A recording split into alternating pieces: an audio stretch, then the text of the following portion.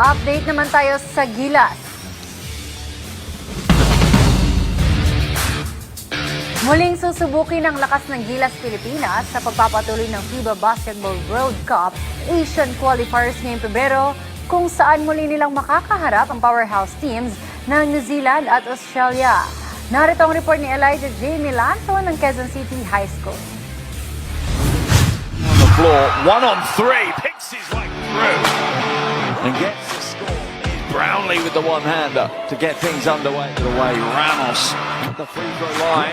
Handa na ba ang lahat? Dahil ngayong February 2026, hindi lang basta laro ang masasaksihan natin. Ito ay isang bakbakan para sa kasaysayan.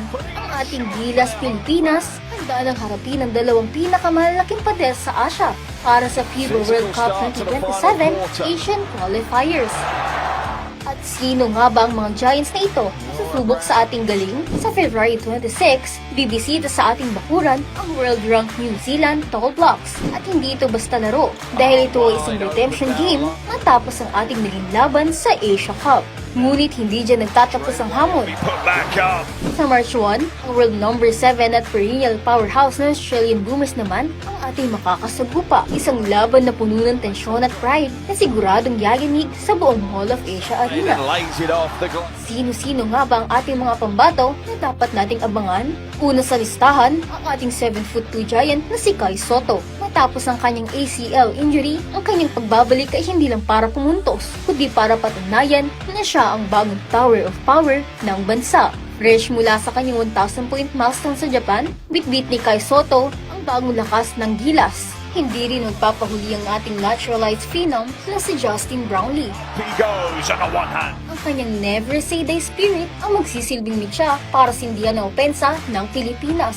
At syempre, ang veteran presence ni Junmar Fajardo, ang bagong may-ari ng Ramon Fernandez Trophy. Sa kanyang karanasan at bigat sa ilalim, asahan nating hindi basta-basta mapipenetrate ang mga higanteng dayuhan. Kasama pa ang talas ni Dwight Ramos at AJ Edu, asahan nating magliliyab ang MOA Arena ngayong Pebrero. Panahon na para ipakita ang tunay na pusong Pilipino. Gilas Pilipinas, laban sa mundo. Ika nga nila, walang higanting hindi natutumba sa pagkakaisa ng bayan. Elijah J. Milanto, Quezon City High School, para sa atletang Pilipino, para sa bagong Pilipinas.